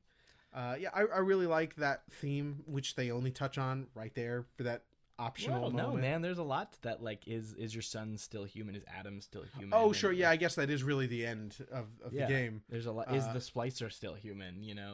Those kind of questions. What is human? Dude, what are you? You get really deep into the hotbox territory there. But it's good stuff. It's so creepy. Do you remember? I don't know if you've seen it. Several years ago, there was a YouTube video of an android that someone had built, like super primitive. They put like a face mask on her. Oh yeah. And they asked her some questions, and she said one day she'd like to have a family, like she'd like to raise kids one day. That's really weird. And then all of them, I love how pretty much every android that's shown eventually devolves into, like, let's nuke everything. Like, like the AIs that have been allowed on Twitter. AI. You just, like, allow it on Twitter for a day. Oh, abort right now. Stop this. This AI is a Nazi. It's just the internet has destroyed. The internet is a terrible, terrible place. It's incredible. Hey, let's wrap up the Observer then, man. Yeah, I don't have much to say. It's an incredible experience. If you're still listening, if you didn't skip ahead due to spoilers, play it. And, you could play it now and still play it again later. One, for different endings, and also the additional content they're going to be adding. So you're still going to have a great experience. It's only 3 years old. It looks great. Just going to look better next time with whatever they release later this year. I can't recommend it enough. I'm very happy we finally got around to playing it. Yeah, it took a while, but I would agree with you that this is totally worthwhile. and I would highly recommend it. And even above Transistor in terms of like the amount of people I'd recommend this to, I think it's a game for a huge chunk of people. And it's so much more accessible than Transistor. You know? Yeah, 1,000. It's just just walking, Yeah. a couple occasional puzzles, easy to interact with. So, yeah, Not easy to consume though. Yeah, it's Oh my goodness. need a couple breaks. But hey, we talked a lot. We're going to talk a lot about horror games later. Let's quick transition to Transistor again and talk about games that have these mechanics that make them really worth revisiting. These things that you can just keep building on and keep playing with and keep toying around with that have a lot of depth. I mean, obviously, I talk about Battle Network 3 and Metal Gear Solid 5 every time. I'm not going to talk about them. Both of those games are obviously very conducive to that kind of design and worth revisiting for that reason. I've played them hours and hours and hours. But what are some games for you that you really think deserve that revisiting because of the depth there? Well, this one is maybe kind of a cheat, but Civ 6. I played Civ 6 still have not launch. played anything since Civ 4. Yeah. It's a travesty. I played Civ 6 on launch. I put about 25 hours into it, which is, like Nothing just the for Civ 6. tutorial. Yeah. But I really dove into it earlier this year during quarantine. I put a little over 100 hours into it in That's incredible. 2 weeks. I put so much time into that game, and there's a lot going on. Yes, you can still achieve the various victories even without a civilization. You can still achieve those goals, but every civilization, like it seems that their buffs seem subtle, but when you're talking about when applied to centuries, exactly, yeah, like those things really start to stack. But there's one that I've tried, I think 3 or 4 times now. I just saw a video on YouTube about it, and I watched like the first 5 minutes to set up the concept, and I was like, okay, I'm done. I'm gonna go try that myself. This is something really bizarre. It is not a victory condition. In fact, I didn't finish the video. I don't even know if a victory condition would trigger, because you're not actually meeting one of the defined goals. Science, religion, what is it? Domination, and then there's maybe one other thing. Oh, just various points by the end of like 2,500 turns or whatever speed you have it set to. But in the first DLC, there's a character like Catherine Aquinas or something. I don't know, but her effect allows you, or maybe it's the second DLC. So when you build a city next to another one, they both start influencing each other. Every adjacent city within a certain amount of tiles start influencing each other. And if you can get the influence down far enough, they will secede from whatever country they are currently a part of and become a city-state, something close to a city-state that you can then either increase control of until they become part of yours, or go attack it as though it were a city-state and rebuild it. So if you can output culture really heavily and trade resources with this country, your influence is skyrocketing. So you're just assimilating all of the other continents, or all of the other cities. And I've gotten it's very difficult to get going, but a snowball effect sort of starts happening, because by the time you have enough influence to take over one city, to just have it become part of your city. So once it secedes, if your influence is high enough, it automatically becomes part of yours. That's her effect. So yeah, you're just assimilating every other city into yours.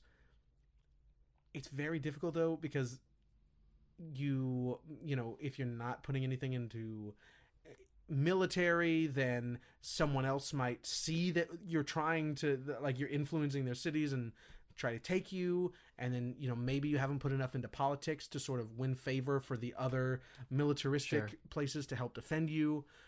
But then also, when I finally did get it going, I was playing on a continent build, or a continent map, and there are 2 major continents, so I took over most of the first continent, but the other continent is now fully covered, and I have no way of influencing that now. So I spent so much time doing that and then realized, oh, I backed myself into a corner and can't do anything.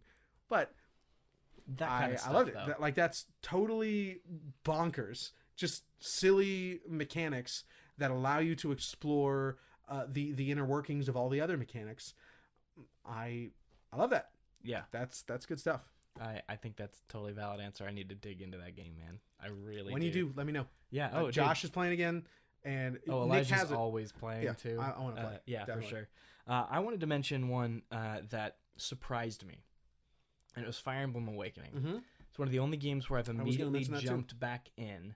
I'm glad you are, because what does it for me is, sure, I mean, there's so many characters that you get that, of course, you can't use all of them. So using different characters, different classes, changing them into different classes, all that stuff that goes with a Fire Emblem game.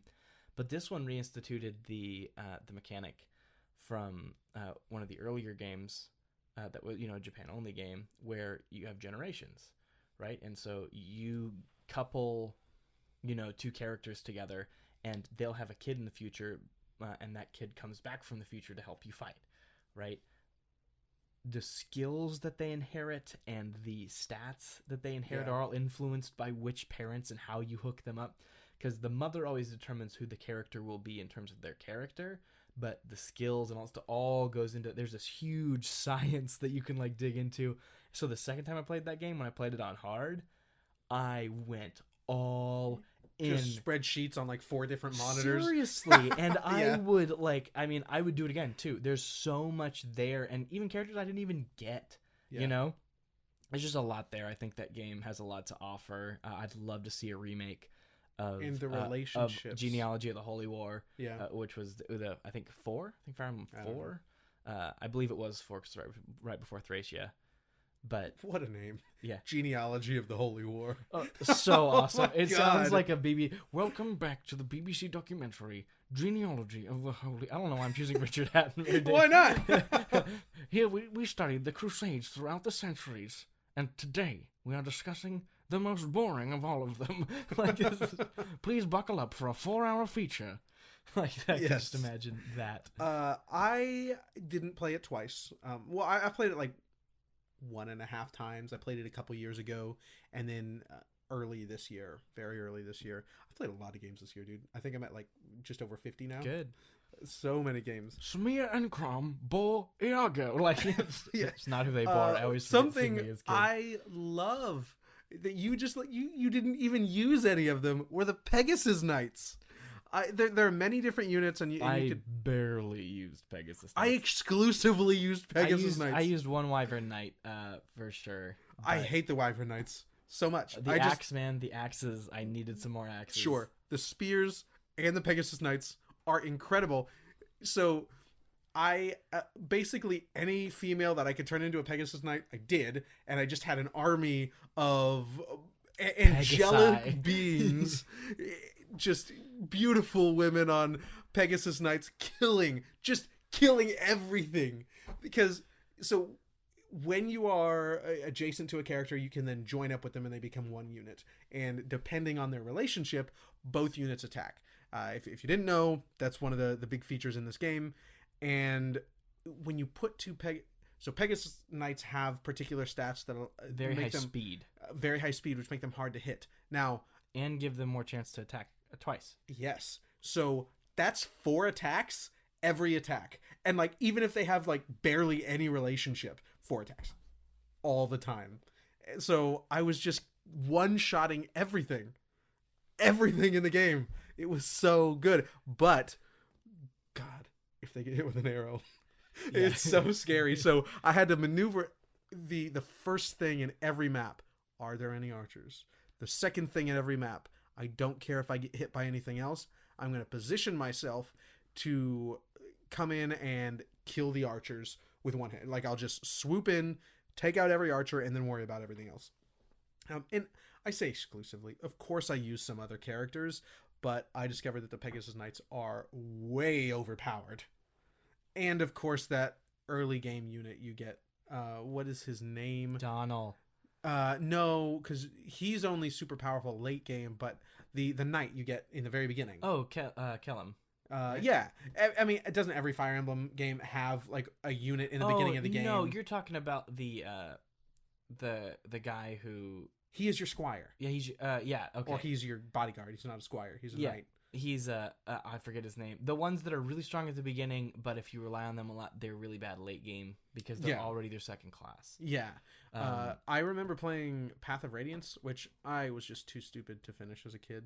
I tried it a few times. Tough game, man. I don't think I finished it either. The unit in that game, Titania, she is such a badass. Yeah, she's really cool. She just has like this braid that can bludgeon people. This giant red braid that she's just like such a powerful force on top of this horse. I think she uses a big poleaxe. I argue that including those characters is one of the most incredible forms of dynamic difficulty ever put in a game, because using them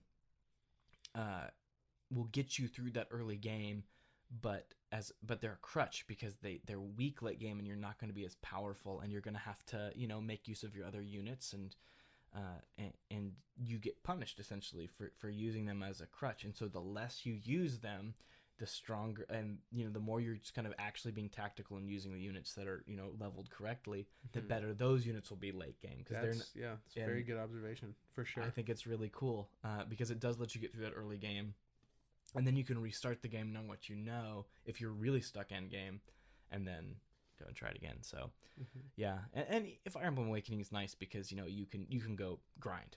There are like random encounters, and if you fight all of them, you'll be over leveled and be able to take out whatever you need.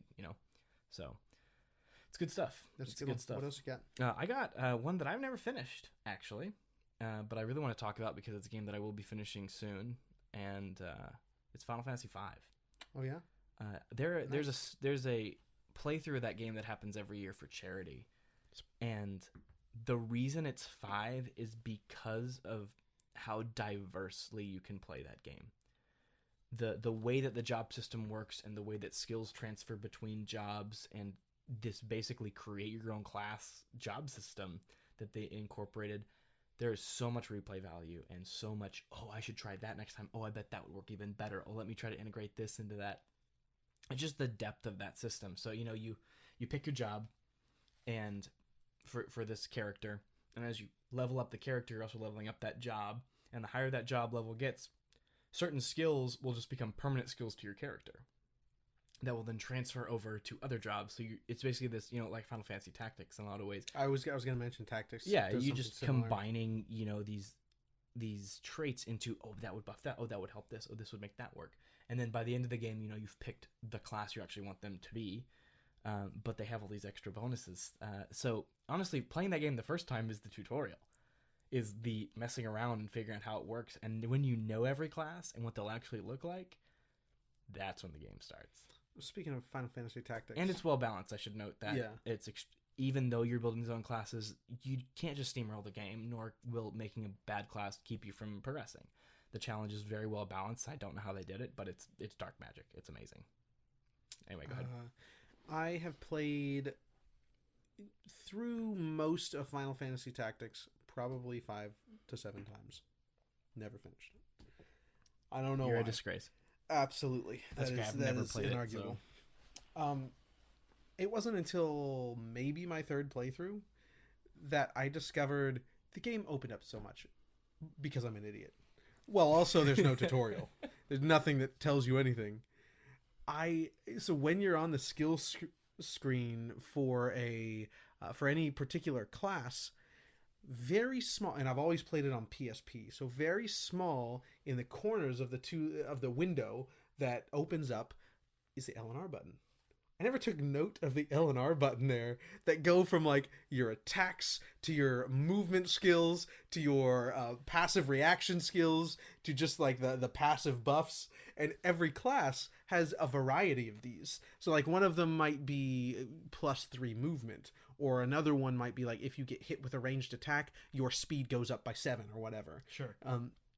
I had no idea, or like how to get counter, which is so relevant in this game.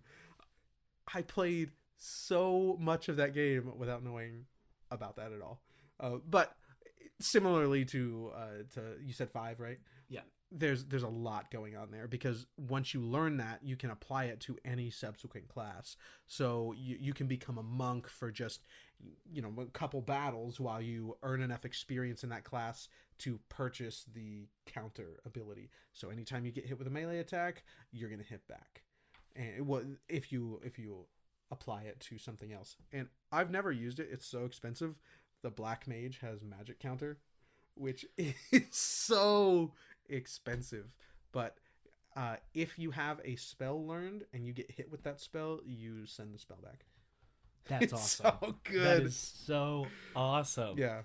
I finally the guidebook for that game. Like I'm not reading through the each individual encounter, but the complete information of each class is very vital to know what, because if you don't know what you want to build, you're going to put a lot of time into doing stupid stuff. So I've always played with knowing what getting online or something, and I've looked over and over again on eBay and Amazon for a guidebook, and they go for like $50. I found some dude $7. $7. Disgust Love me. it. Disgust I got that with me. my last playthrough. Anyway, yeah, Final Fantasy Tactics. That's a good one too. Yeah, absolutely. Do you want to talk about Metal Gear? Don't ask. Sure. No. I feel like I mentioned something when I texted you. Something else I wanted to talk about, which I did not write down. Do you remember what that was? Like, I mentioned Metal Gear. I mentioned all the games we just talked about. I feel like there was one more thing I wanted to mention. I am going to pass up talking about it. I talk about it all the time. And you'll talk about it later. And I'll talk about it again. So Yeah. I will mention one last one, and it's Dead Cells. Okay. I love replaying Dead Cells. Obviously, a roguelite, you're supposed to replay it. But honestly, like, the thing about Dead Cells, it's unlike other roguelites, where it's like, okay, I'm getting a couple more things, but I'm still going to use this tactic because this is how the game works. You just need to get better at this one loop. Dead Cells is like, hey, try this out. Hey, maybe you can try this weapon instead. Oh, try to go for this build, because you get scrolls as you progress, and you can choose to upgrade strength, agility, and survivability. Survivability actually increases your health, so you'll pretty much always have some of those. But, increasing one is sacrificing an increase in the others. And your first increases are greater than the subsequent increases. So it keeps going down the bonus you're getting. But if you have a full strength kit, and then all you need is a couple of scrolls of survivability, and then, boost your strength up, and you don't need to get any agility, because it's not a part of your kit. And you can mess around, and of course it's randomized, so that's what's fun about Dead Cells, is going, crap, I was going for this, but I'm not finding this. Let me just grab this instead and, figure it out. And that's really fun. I love it. I think it's really, really well put together. But, first time I beat the game, I did it with the frying pan, and it was fantastic. You get a critical hit if the enemy is facing you. Guaranteed critical hit. Cool. It's amazing. And so, I've played with, I love survivability weapons. They usually have a lot of reach. They're a little slower sometimes, because then you can build into shields, which you can parry. And when you get the parry down in that game, whoo boy, bosses kneel before you. The first couple, at least. But it's frying pans are powerful, man. Isn't it like in what is that? PUBG. Like, isn't the frying pan also super powerful? No, it just got the benefit of, if someone shoots your frying pan while it's on your back, it deflects. It doesn't. Yeah. My grandparents, God love them. They got in an argument once when they were just married. Their two kids were very young, and he went out late and got super drunk and came in at like 4 in the morning, and they both attest to this, so I'll just believe it. But she was waiting up for him, and she broke a cast iron pan over his head. What? How is he not dead? I don't know. I don't How know. does she have the force? Like, that's got to be a rusty cast iron pan. It was probably like some, like, this little, it's a Kevlar pan. Yeah. Like, it's just intense. That's amazing. Another game I'll mention, I have not finished it yet, because I don't finish games. I hate games. I don't. In fact, most of the games I've played this year, except for maybe 10 of them, I have not finished. I'm proud of you. I'm proud of me too. I usually go through this hiatus, like occasionally I'll like spend a couple years off of games, and then I'll go really hard on games. I've played more games this year maybe than in the past 4 years. That's amazing. Combined. I've played so much this year and finished them. I'm proud of you. But what's it called? I'm drawn Slay the Spire. So this one I probably won't finish anytime soon. I just sort of play it passively when I have time. I love deck building games and just card games in general. I when I could play a lot of Magic. I don't like Magic Arena very much. I like sitting down at a table. So I don't get to play very much. But I love card games for that exploration. And building a deck is like super concentrated game design. And you can do that in real time in a deck building game like Slay the Spire. And I think a common one that you might hear, I've heard it talked about a few times, is the like defense build with the like warrior class, the first class you have. There's cards that increase your defense, and when you get hit, like they're basically temporary hit points. So you can increase that pretty dramatically, but it doesn't do much for you other than help you not get hit, and you're spending whatever your resource is to play the cards in not attacking the creatures. But you can find a rare card, I think it's rare, called Body Slam, which just attacks for your defense value. So you can just build your entire kit on increasing your defense. Like there's one that's amazing. You play it and it increases your what does it do? It increases your defense by 5 times, something like that. Only temporary. And then there's another one that allows your defense to stay between turns, because once you start your turn again, your defense goes back down to 0. So there's like this whole defense build you can do and just body slam people. The first time I played, I got to the boss. I didn't win. This wasn't my winning strategy, but the first time I got to the end of the game with this class was with something I thought was awesome. I've not heard Josh talk about this or any of the reviews that I've watched, which are quite a few. There's a really crappy card in the game. I think I don't know what it's called. I forget. But it costs 0 and does like 2 or 3 damage. But when you use it, you put a copy of it into your discard pile. And it's a deck building game, so once your deck runs out, which is limited, you reshuffle your discard, you draw again. So you get some card recursion, or some either graveyard recursion or card draw. You're just putting that card in your deck over and over and over again. Oh yeah, which costs 0. Is hard to get. Like it's a common card, but there are a bunch of common cards, so you might not see it every run. But I was able to get like 5 of them in my deck, then upgrade all of them, and so now they're doing like 5 damage, and then putting another copy, or maybe it's put 2 copies in. I forget what the upgrade is, but they're free. So if I can just continually draw them, I'm steamrolling everything with this garbage card. It's fun. I love finding those little things. It's amazing. Yeah, I love it. It's that kind of stuff. That depth that's there just makes games just worth. You might not talk about Metal Gear, but I'll talk about Magic the Gathering right now. I love Magic the Gathering. One of my favorite commander decks is Brutaclad. I don't know, something Iconoclast or whatever. It doesn't matter. Brutaclad. He's an android that makes little bitty androids. And so at the beginning of every combat, he makes a token, which is like not something in your deck. It never goes to your hand. It's just on the battlefield until it's not on the battlefield. So he makes a weak little token, and at the beginning of every combat phase, your combat. But the next line of text, also at the beginning of combat, is choose a token you control and make all of your tokens a copy of that. So the deck is filled with ways to make tokens. Nonsense that doesn't have anything to do with my deck, because I'm going to either turn them all into that or turn them all into something else to use. So like maybe I'll use what's called a treasure token, which just lets you sacrifice it to add a mana to your pool. So instead of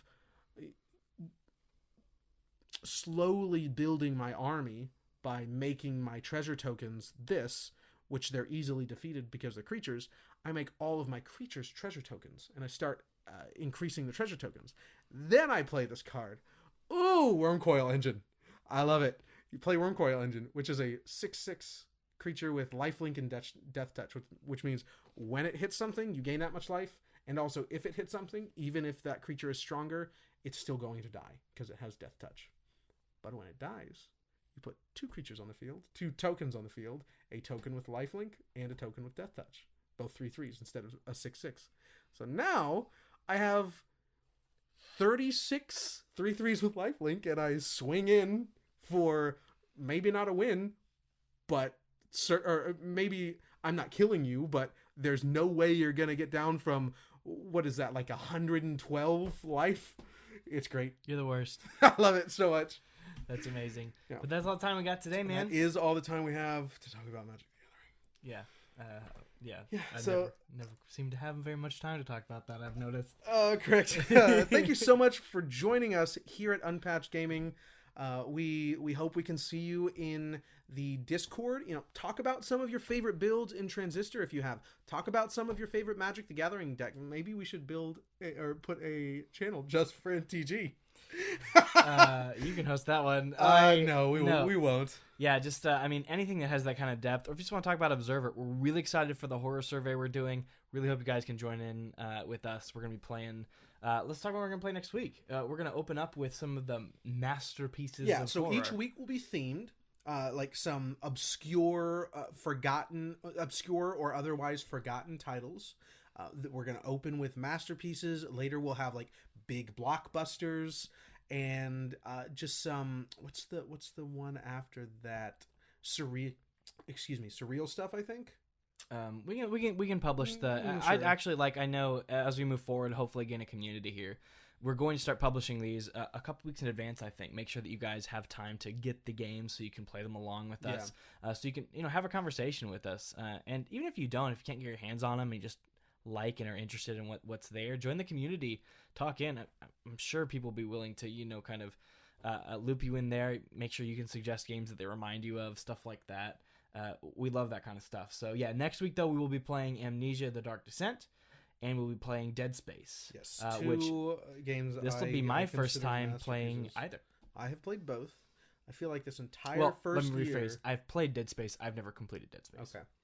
I feel like this entire first year is just games that I want you to play. That's fine.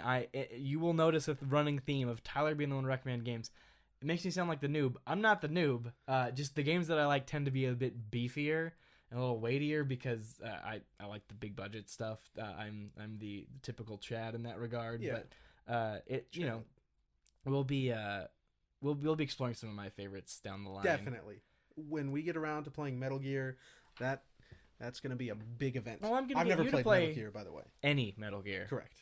But I'm going to get you to play RE2 Remake by the end of this. Yeah, so you're right. that is one game that I really, really like that I'm excited to share with you to get your thoughts on. So Dead Space and Amnesia next week. And, so in October, definitely going to be doing 4 casts instead of the typical 2, instead of the bi-weekly. And, we mentioned joining the community and playing the games with us.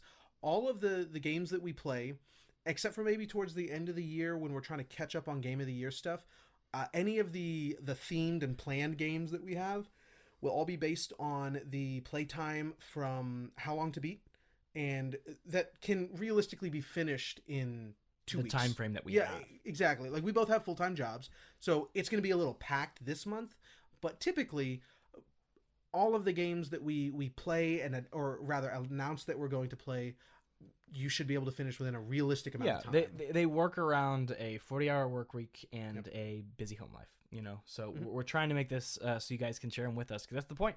On Patch, we share games. Correct. It's beautiful stuff. But we're going to sign off. Y'all have a lovely rest of your week, and we will see you very soon.